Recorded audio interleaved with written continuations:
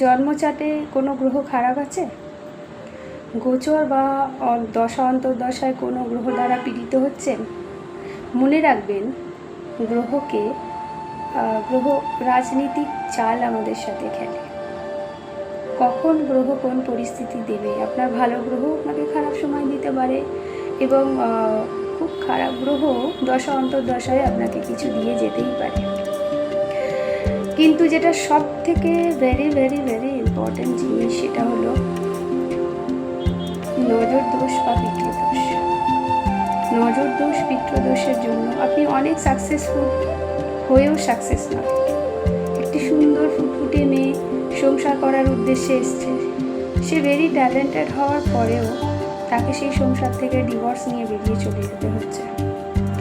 Clinically কোনো সমস্যা নেই, তারপরেও অনেক সময় দেখা যায় যে নিঃসন্তান দম্পতি প্রায় 9-10 বছর পরে তারা সন্তান কনসিভ করছে।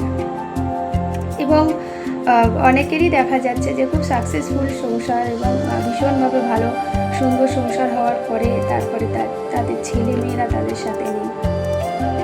কী কারণে এগুলো হয়? গ্রহর পরিস্থিতি? একেবারেই না। গ্রহ তো কখন খারাপ হবে, ভালো হবে, কখন দিয়ে যাবে, নিয়ে যাবে, এই খেলা আছেই। কিন্তু সব থেকে বড় কথা হলো নজর দোষ এবং পিতৃদোষ। কী করে আপনি নজর দোষ থেকে বাঁচবেন, কী করে আপনার পিতৃদোষকে কাটাবেন? আসুন এরকম সলিউশনে আসি, যেখানে এই যে সময়ের খেলা, গ্রহের খেলা, এর মধ্যে মানুষকে থাকতেই হবে। কিন্তু নজর দোষ এবং পিতৃদোষ থেকে আমরা কী করে বাঁচব, আমাদের সাকসেসটাকে আমরা কী করে, আসুন আলটিমেট সাকসেসটা কাজে লাগাই। সাকসেস হয়েও সাকসেসের মজাটা যে পাচ্ছি না সেটা পাই। আমার সংসারে সেই ফুটফুটে মেয়েটা যে এসেছিল, সে যেন ভালো করে সংসার করতে পারে। আমাদের ঠিক টাইমে আমাদের প্রয়োজন মতো যেন সংসারে সন্তানের জন্ম হয় এবং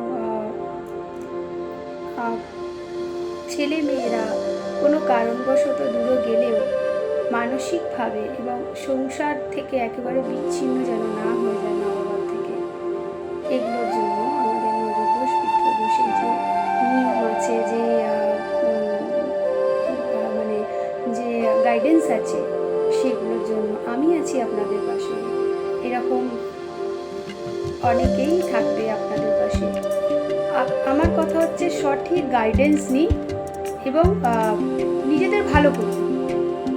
অনেক তো হলো, নিজেদের ভালো করুন। নমস্কার, সবাই ভালো থাকবেন। আসবো আবারও আরও অনেক টিপস নিয়ে। ভালো লাগলে এগুলোকে কাজে লাগানোর চেষ্টা করুন এবং যদি মনে হয় যে আমার সঙ্গে কনসাল্ট করে আমার থেকে সাজেশন নিয়ে আপনি আপনার জীবনের কোনো সমস্যার সমাধান করতে পারেন, আপনি বলতে পারেন যে এই প্রবলেমটা আমার কেন হচ্ছে। শুধু যে প্রবলেমের পেছনে গ্রহ দোষ নেই, সেগুলো অনায়াসে জানতে পারবেন, তো অবশ্যই আমার সঙ্গে যোগাযোগ করতে পারেন। নমস্কার।